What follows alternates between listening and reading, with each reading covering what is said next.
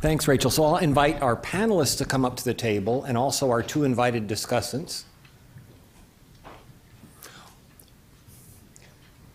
While everyone's coming up, I'll introduce John Graham here, who's head of value evidence and outcomes at GlaxoSmithKline, the sponsor of the Salford Lung Studies. Rachael Sherman, who's the principal deputy commissioner at the FDA and also one of the lyricists for our musical number this morning, although she will deny that if asked.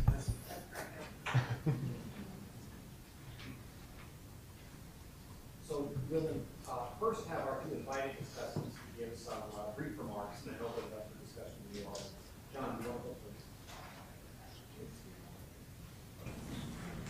Yeah, as Rachael keeps telling me, she provides a lot of service, so she's allowing me to go first. Thanks for the opportunity to speak. All of the topics here are of great interest to me and to GSK, the Salford Lung Study being close to our heart as an experiment. And we continue to experiment with the construct of EHRs and enabling studies and fully EHR-based studies at GSK in our learnings. And the two speakers on the Salford Lung Study did a nice job of laying out the complexity of the study and the opportunity that it brought. We learned a lot about it and continue to build upon it, but the ramifications of the study and I can't remember who asked the question, for us have been quite positive. So NICE has reviewed it. We've been invited multiple times in with NICE and other organizations to discuss the Salford Lung Study, the results both of the asthma study and the COPD studies, and the ramifications of that type of real-world evidence down the line for them, and have developed really kind of some positive outcomes from that. From a cost-effectiveness nature, there are a lot of valuable pieces that have come out of that study that have allowed us to kind of take that forward. And we are doing a couple of other studies in the United States. We're doing a parallel design in which we're doing a cardiovascular outcome study. And in the same patients, we're doing it via CRF, and in the same patients, we're doing it via EHR. And then at the end, we're going to marry those two up and see whether our results are consistent. And in fact, we're doing two of those at this time, one with Duke and then one in the renal space. So this is of great interest to us from an industry perspective. If I wanted to be provocative, I'd ask you if it was easier or cheaper than other ways, but I won't do that. So I thought, from an FDA perspective, I'd bring us a little bit back to basics and then talk about what we hope to achieve. And what we hope to achieve was championed by Rob Califf during his tenure, is continuing to be championed by Scott Gottlieb, which is we want a better evidence base on which to make our medical product approval or clearance decisions. The initiative we championed formerly, which we coined EvGen, broadly looked at the various pieces of the system. I use that word somewhat cautiously because I'm not talking about an electronic system. And our focus now is primarily on the RWD, RWE piece, because that's a piece where we feel we can have maximum impact. Because who does FDA regulate? FDA regulates industry.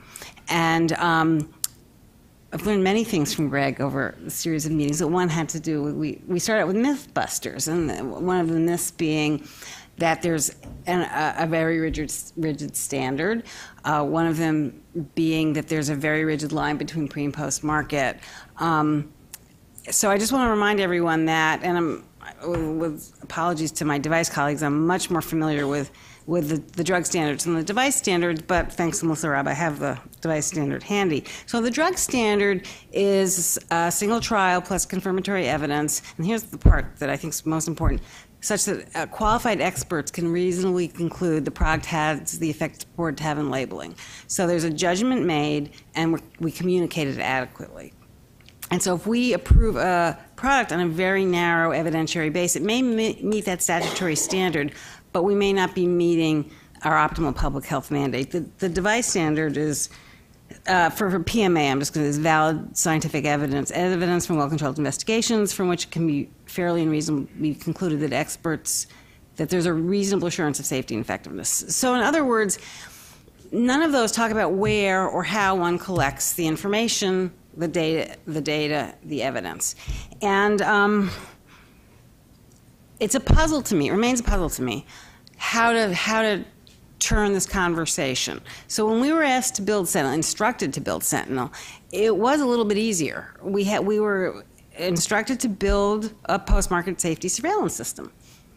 We made some key decisions that turned out to be correct in retrospect in terms of partnering correctly, in terms of keeping it under our control, at least for its inception. But that's, and we kept it very tightly controlled within the FDA. So we had a lot of control. Here we're trying to change attitudes, approaches, and expectations, and quite frankly, sometimes misunderstandings about what the FDA wants and requires. That's harder. We wrote under Rob's leadership a lot, and we're turning to guidance documents, which are our typical way of communicating. Some of them are required by Cures, some by PDUFA, some by MEDUFA. But again, in thinking about the discussions today, and again, it's Greg's magic wand. I believe at one point in my career I had a magic wand when I could really influence and impact industry's thinking. And that's when I was in a review division, when I was a reviewer or a team leader. And when I could sit across the table from the company and we could discuss what we really needed, what the patients really needed. And admittedly, I was doing HIV drug development, and we were all highly motivated to do it extremely well and extremely efficiently. But that's when I had my magic wand. And I don't think I have a magic wand anymore. And so I'm not trying to close on a down note. I think it's very positive. What we did learn from Sentinel is the more conversations like this that we have, the more progress we make. And for example, Marcus was there from the beginning, he's still there. People will come along with us, and eventually we will come to an understanding. But I don't think we, FDA, are going to have quite the ability to flip a switch the way we did with Sentinel and the way I did when I was doing HIV review. So I'll invite anyone with questions or comments to come up to the microphone. While we're waiting, I'll take the first chance. I have actually a question for Martin and or Marie. So as I see it, the good news is there's several hundred questions that you could address, and the bad news is there's several hundred questions that you could address with this model. So my question is sort of about bandwidth. And it seems clear that the technical capabilities scale. And you've already talked about scaling up the technical capabilities. I was very interested in what you talked about the relationships, the political aspects, the dealing with health systems. You said CIOs and CEOs.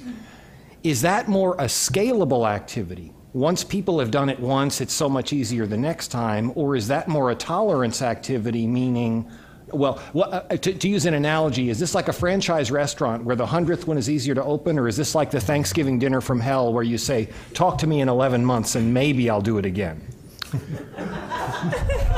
So we had a little bit of experience with this because partway through doing the Salford lung study, we realized, and GSK realized, that the rate at which we were recruiting people wasn't quite quick enough. That might be a familiar story to people that run trials. And so we needed to expand the area that we worked in, which meant bringing on another hospital, which was steam-powered, and a whole bunch more GPs and a whole bunch more pharmacies. And we thought this is going to be really difficult. But it turns out that everybody talks to each other, and we almost had a rush of GPs and pharmacies wanting to participate because this was new, it was exciting. The fact there was a small revenue stream associated with it might have had something to do with it. But we didn't have the problems that we anticipated. So I think to your point, once the message is out there and people recognize that you can do this, I mean, I think a lot of it was fear of doing a trial. So most of the GPs that we work with are completely naive. They've never done research before. I think I heard Dan say this morning about the community hospitals, and this is not what they do. So there's a sort of fear of taking that first step. But once you've shown that you can do it, and that actually it's not that scary, it does scale. I think the other thing to mention is how we look to work with partners. And if we were to try and scale this outside of the UK, we'd need to be working with people who knew the local health communities to enable us to do it. I think, as Martin says, we've got a method for engaging with people. We've got the tools and the capability to give them the confidence that this is something they can take part in. And we don't have to rewrite the legal agreements. I think you mentioned, that process of getting people over that legal hurdle, the information governance hurdle. We know how to do that. But what we do need are partners who know the local communities as well. And actually, I did have one question I wanted to ask Rich. It's follow-up of, I think it was, this morning, I think it was, Joanne was talking about increasing the rigor of observational research, and I'm thinking about what you talked about in Sentinel in terms of this reusable infrastructure, the propensity score example.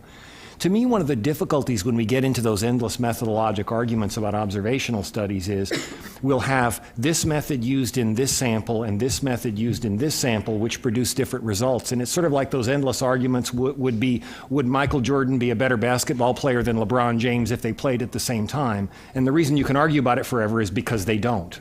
But the question is, is Sentinel the platform for saying, let's do dueling methods?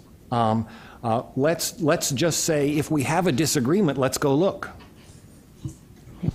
So A, yes, and B, I have been astonished at how important what appear to be trivial differences in initial specifications can be on the outcomes of studies. We're doing a number of things. One is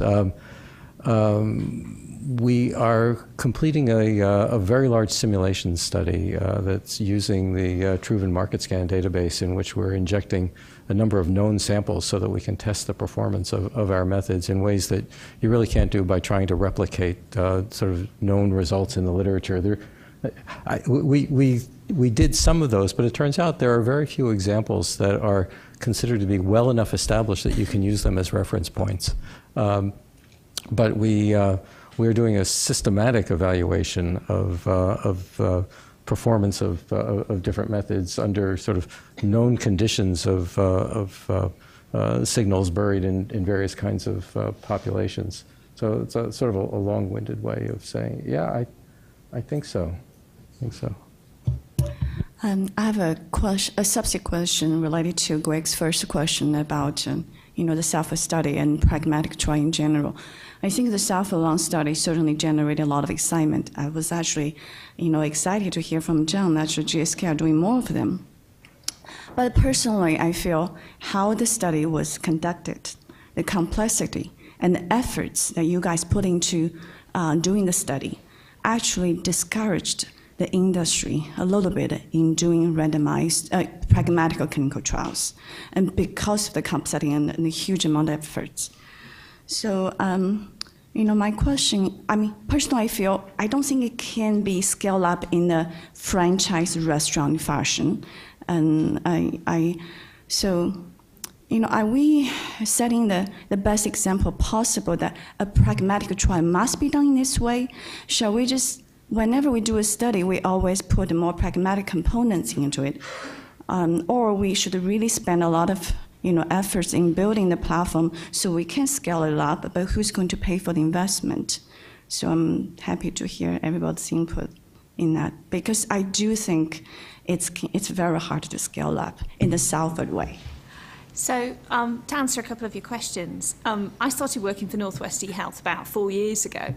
And when I first started working there, and you'd speak to industry and we'd start talking about the Salford lung study, there was a lot of teeth sucking. There was a lot of, ooh, that's risky, that's dangerous, and you've done something very different and very out there, and it'll never work, and lots of those discussions.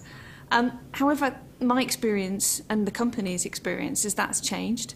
And I think we've been able to demonstrate that it does work, it does give results, and that we can take a pragmatic approach to pragmatic randomized controlled trials.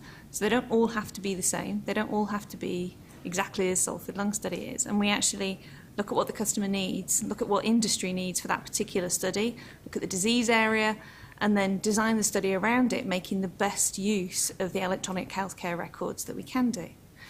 I don't see ourselves as a McDonald's, really. I'm not sure that we'll have that franchise model. But there are opportunities for learning from what we've done. And there are opportunities to license elements of what we've done. I think, however, it does, as coming back to this point about the communities, I think that's really important, because if everybody's bought into it, it can be a success. So the Salford Lung Studies in themselves are probably not the franchise.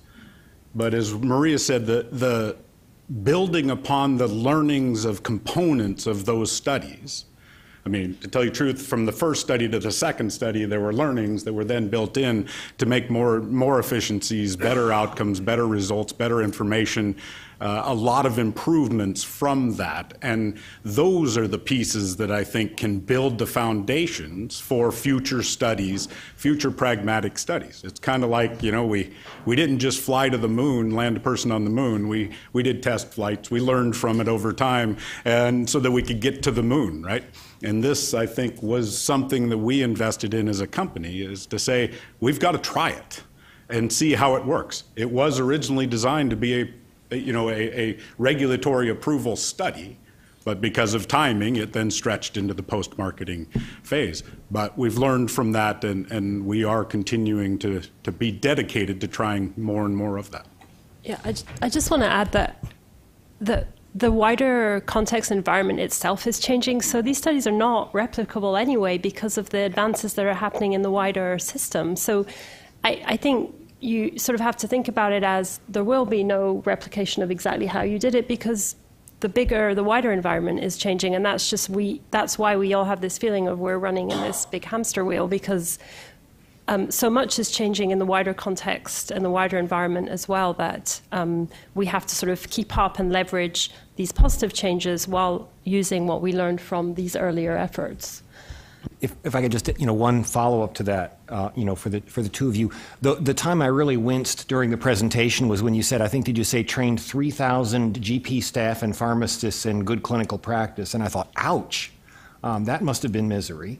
But having done that, were you to recreate the guidelines for good clinical practice for this kind of research, that would be a very useful contribution. Would you be able to write that down, do you think? Maybe not me.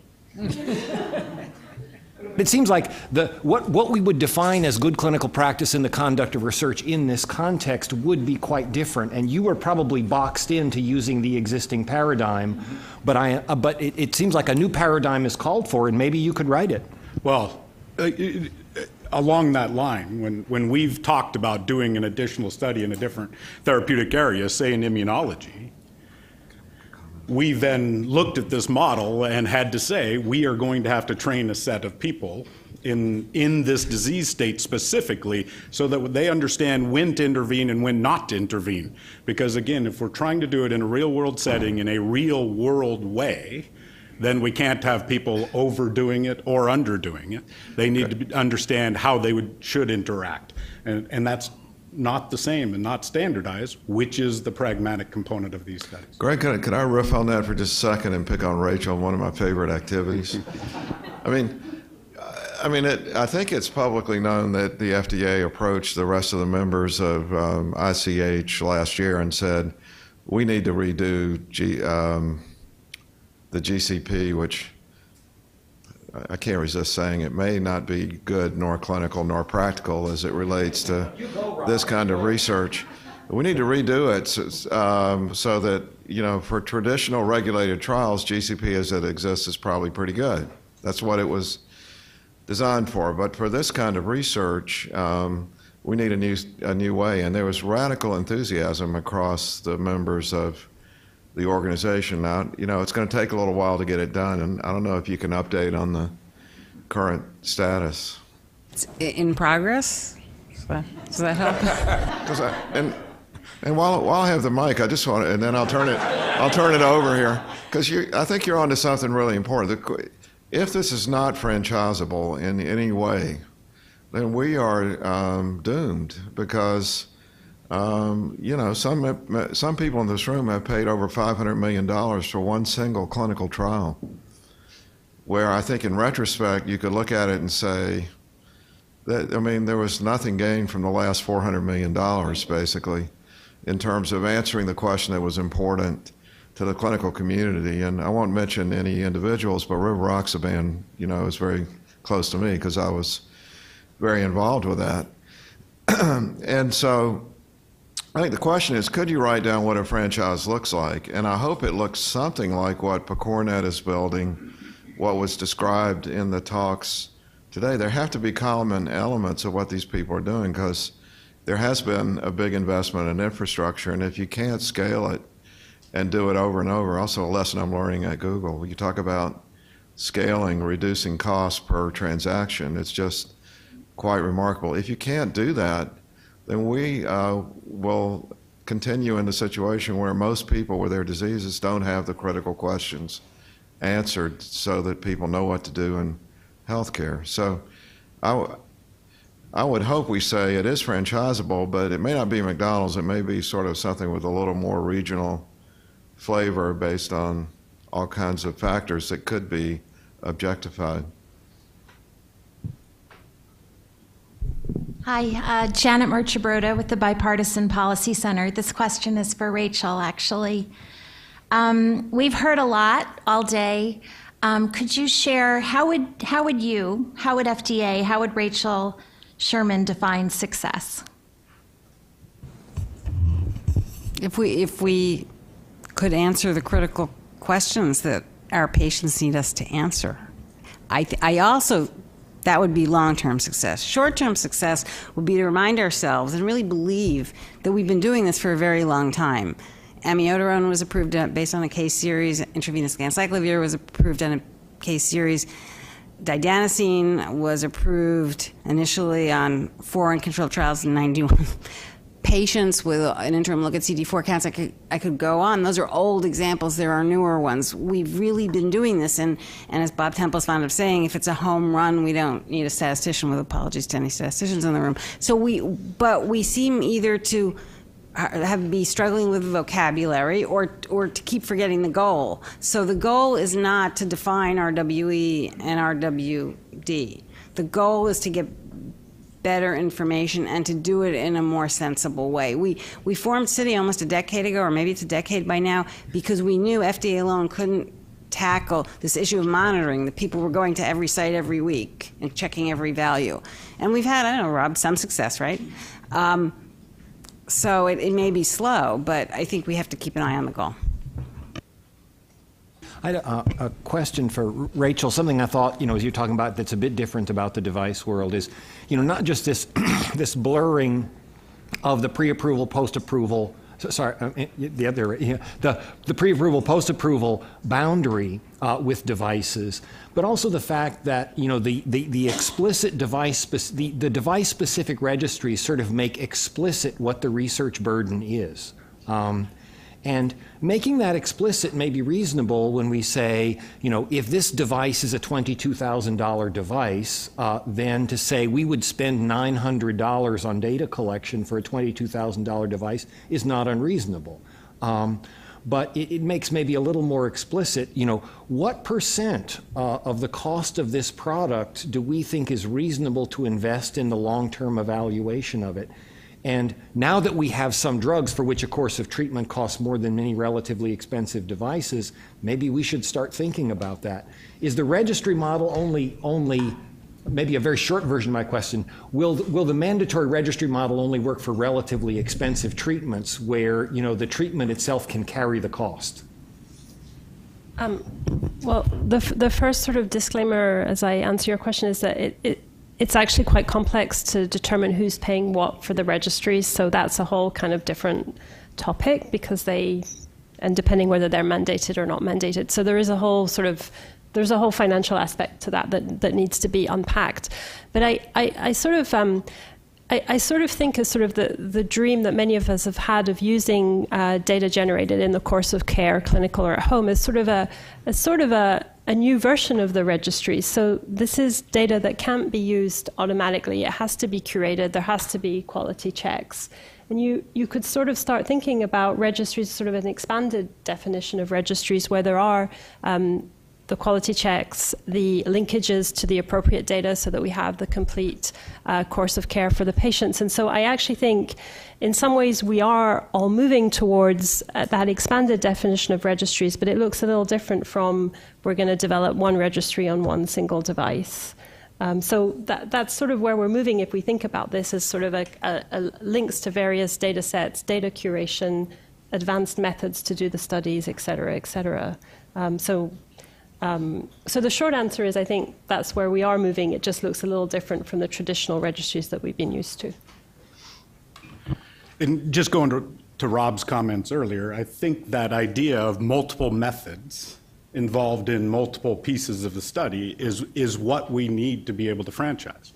It's the idea that you're not going to look at one question within this data and try to have one answer. You need to be able to answer multiple questions, and each one may need a different methodology.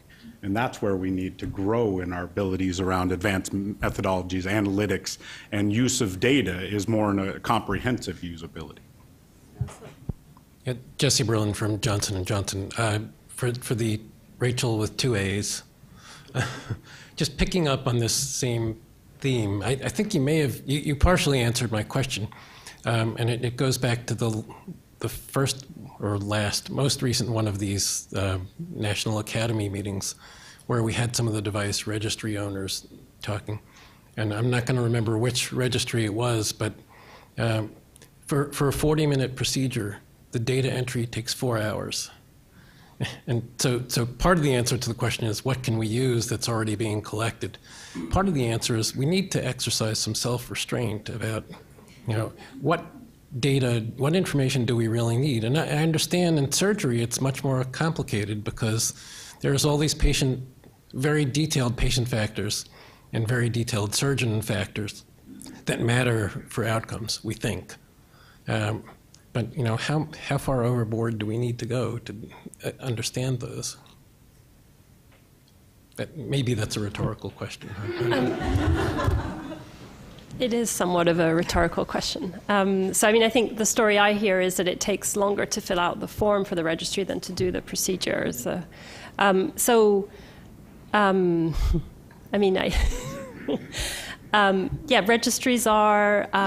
Registries can be dangerous in that sense that they can keep sort of growing, and we have to remember why we're doing it and who's paying for what. And again, going back to the sort of financial structure, who pays for registries? There's a lot of kind of parties involved, a lot of stakeholders involved. But I do think the future is in leveraging the sort of the electronic health record data, the claims data, doing the appropriate linkages, and sort of having that much more.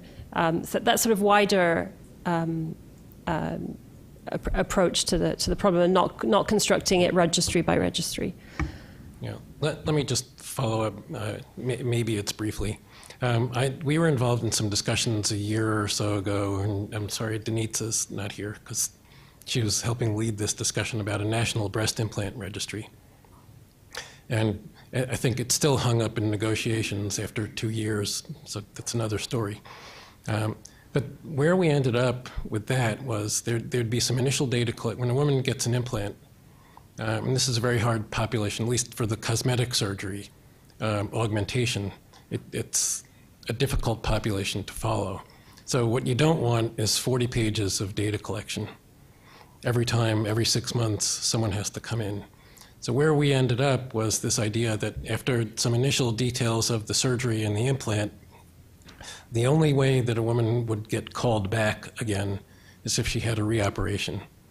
And if you have thorough enough enrollment in the registry of the surgeons, then you can do that. You can identify the same woman either by her ID or by the implant. And if there's another kind of problem, so that allows you to get to what's the crucial outcome here? It's reoperation. That's really what we care about the most. If there's some other issue that comes up, like inflammatory or autoimmune disease, now you have a list. You have contact information. You have a way to follow up. You can embed future studies. You can go back and contact people. You can link to medical records. You can link to claims. You can do some of these studies in a different kind of a way.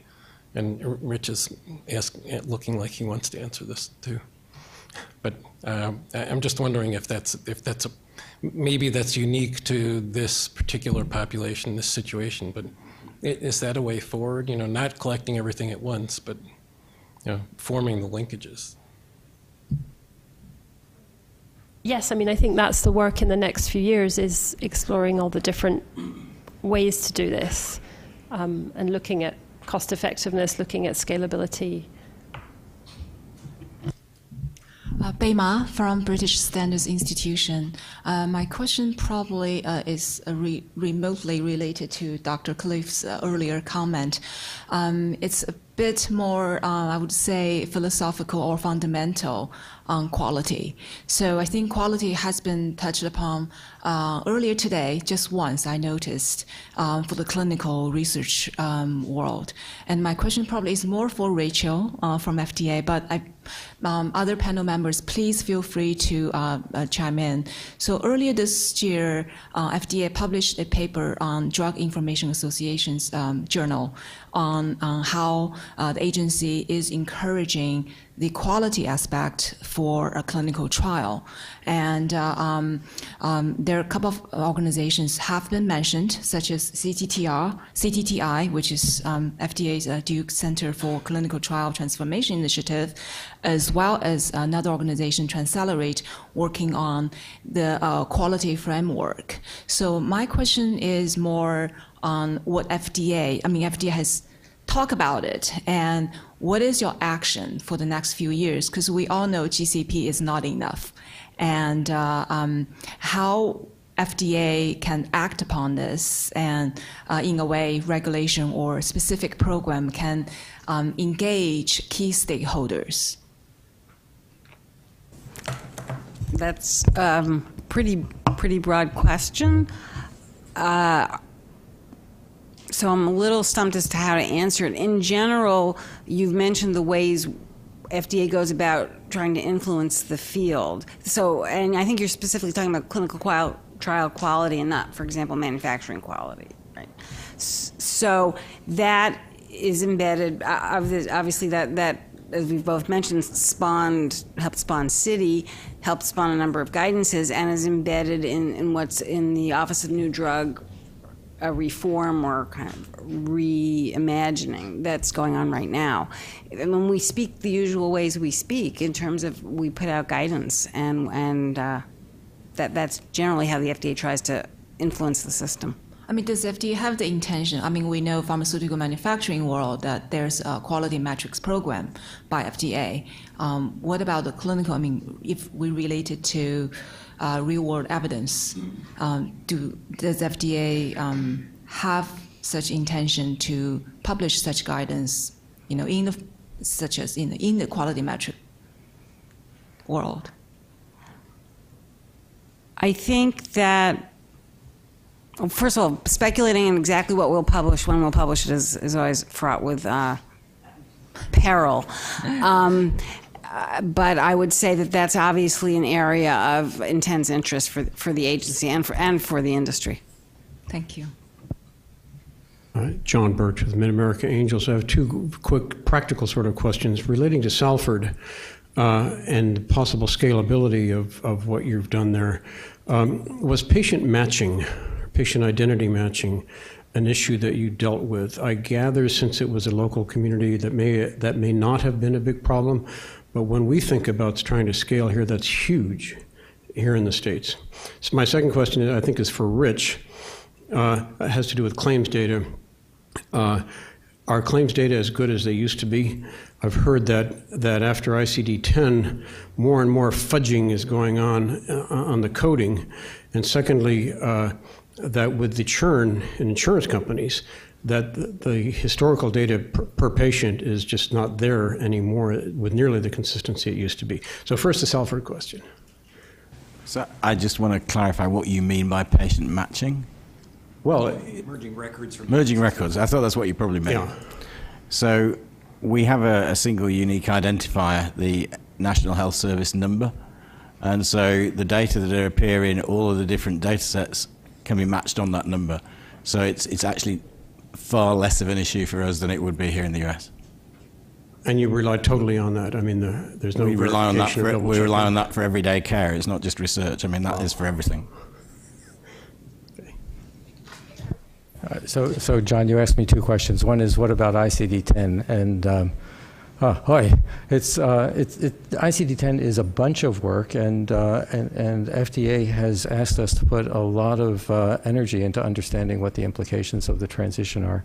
We're doing that in a couple of ways. One is by looking at the impact of the transition on detailed trends in the occurrence of diagnoses, as what's the epidemiology of condition X under the ICD-10 regime versus the ICD-9 regime, and sometimes sometimes you can gain a lot of very useful insight. When you see continuity across all 17 of our data partners in the frequency of diagnoses with one set of codes versus another, that gives you some assurance. The other is, we're going back to original chart review for a number of conditions. So for high value conditions, we're doing the painful work of testing our algorithms by pulling records and having expert adjudicators. One that's in the field now is validation of algorithms for serious infection. We'll be releasing a work group solicitation for lymphoma soon. So there are a number of them where it's worth the big investment to figure it out. And your second question was, what about churn? The median duration of membership is about 2.5 years, and that's too short for some things. But remember, the base population is really large. So first of all, there's some situations for which a median of 2.5 years is really plenty good. And then there are very large populations for which the duration of membership is longer. For instance, for this atrial fibrillation randomized trial that I described, the people who are eligible for this study have been members for a median of 8.3 years. So we're not so terribly concerned that the attrition during the year of observation is going to be so large that that censoring will give us a problem. So, like almost everything, the answer to any particular question is it depends. I would distinguish between saying, in general, the Sentinel system isn't perfect, from for this particular question or kinds of questions, can it provide some useful information? Rachael taught me the expression, it's a tool in the toolkit. And I think there are a number of situations where it can provide information that isn't otherwise or readily available. I think one of the challenges that we all face in terms of things such as scalability and where does real-world evidence fall on the continuum is that it's really important to always take a step back and ask what the question is. And there's a little bit of a cultural distinction in my mind between the clinical trialist and the pragmatic trialist. And just when people were talking about the number of pages of questionnaires, that's when I stood up, because all of you have probably heard of the Physicians' Health Study, a large simple trial of 22,071 U.S. male physicians who were randomized to aspirin and beta-carotene and followed over time. It led to thousands of publications and has probably had a very huge impact on the public health of many different disease conditions. That study was done with one-page questionnaires every year, 2 sides, every aspect of that study.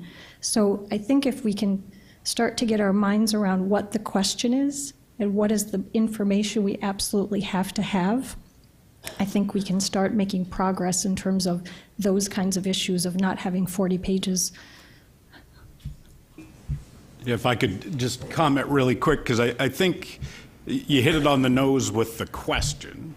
It's also a little bit about, to me, the book of work, which means sometimes we concentrate on one randomized controlled trial or one pragmatic controlled trial and saying we wanted to answer all the questions. But what we really, I think, need to get to is a place in which we understand that there's a role for randomized controlled trials, there's a role for prospective observational studies and retrospective studies, and the wealth of different methodologies we have that actually come together to give the full answer to the situation or the challenge that you're having. And that we need to get to a place, and this is, I think, where Rachael started off in her talk, which is to understand what our patients' needs are, and then how we take it all to answer the challenges of improving that patient's health care. Yeah, exactly. And which design best serves which purpose, depending on what the question is going to vary. And we finally got smart in the biosimilar context, and we started talking about the totality of the evidence, something we had never done. And that's what we really mean, because you don't start this one trial or two trials from nowhere. You've done a development plan. Right? So since city's come up a couple times in this conversation, I wanted to introduce myself and frankly solicit engagements from some of you beyond the context of this meeting. My name is Garrett Homry. I'm a project manager with City. We did begin a project about 6 months ago on real-world evidence. City projects tend to last about 2 years. I have the pleasure of working formally with several folks in this room as team members, also informally with several others, many of them being FDA employees. I'd like to basically say a couple things. I've approached a few of you during this meeting. You know, our project, similar to some of the things that Mark McClellan was saying, is focused on incorporating real-world evidence, particularly from EHRs and claims, in randomized clinical trials focused on registrational submissions. Now, that being said, we recognize that a lot of the most advanced work occurs outside of the regulatory context. So we are very much engaged with technology firms, healthcare providers, and payers as part of our evidence gathering activities. I won't spend time discussing really the project now beyond saying that it does exist. I would very much like to solicit either formal or informal input from anyone who's interested, really across the spectrum. We've got strong FDA engagement, industry, academics, payers, and healthcare providers. But please do take the time to approach me if you're at all interested in how we're going about this and contribute. We still have a couple of minutes. Blow the whole place up, Rob. Go ahead. No. Well, so I have two, one question and one, I guess, not even sure how to describe it, but the question is the infrastructure for what you all have laid out a public good, or is it a private concern? Obviously, Sentinel is an enormous, I don't even know what to call it if it's user fees that pay for it, but it's sort of it is a public-private good, I guess, but mandated by a public law.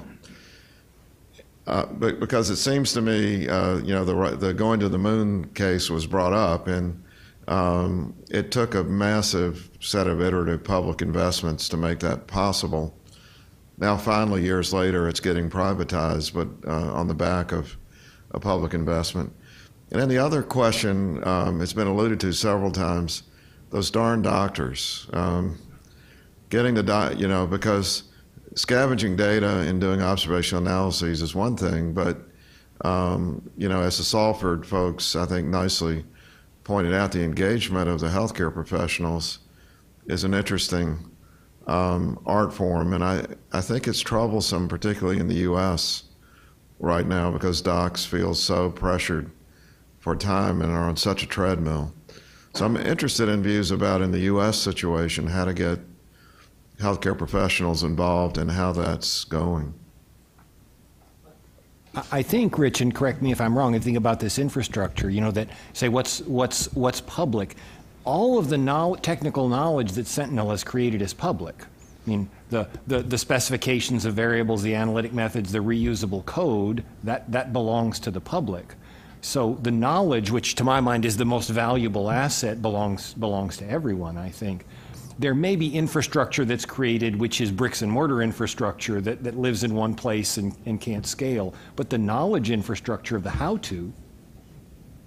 that's an important piece, and everything Sentinel's created is in the public domain. It's on the website unless we haven't gotten around to putting it on the website.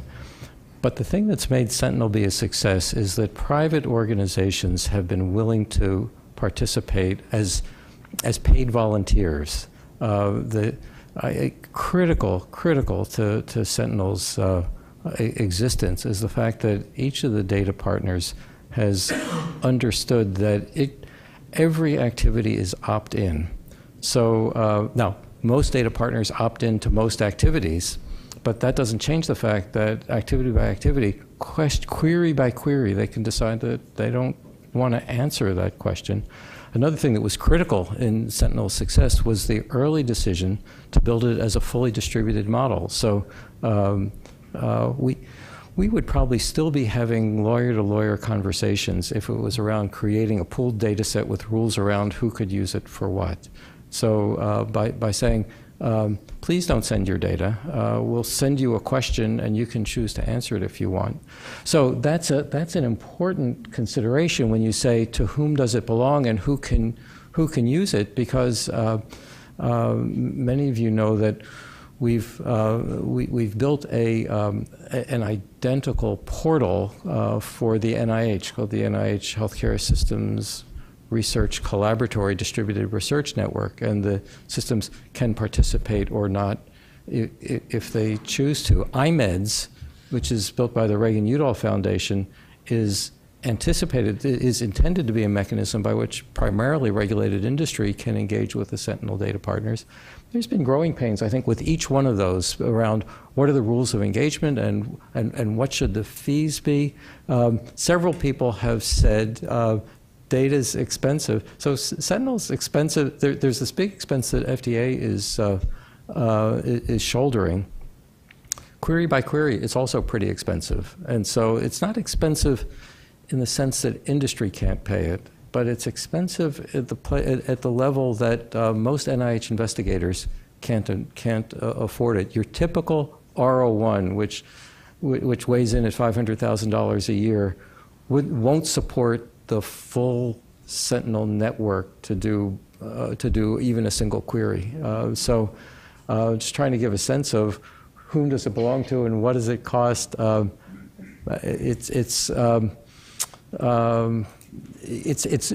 nothing if the data partners aren't there, and they have to be they have to decide that it's in their interest to participate, and they have to be adequately compensated, and those are non-trivial barriers to making it be the kind of societal resource that we'd like to have, sort of the Google interface that lets you do queries and come away with an answer in a ready fashion.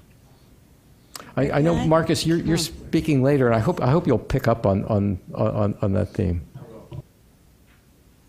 FDA short version of that is it's a public resource. That was always our intent, and that's in the contract. And Rich is correct, though it sounds simple now. A couple of critical decisions that took us a year or so, and then 5 years of hard work. But bring the data partners to the table, keeping them and not driving them away. It was a coalition, and it still is the coalition of the willing, and needed a convener. But Rob, you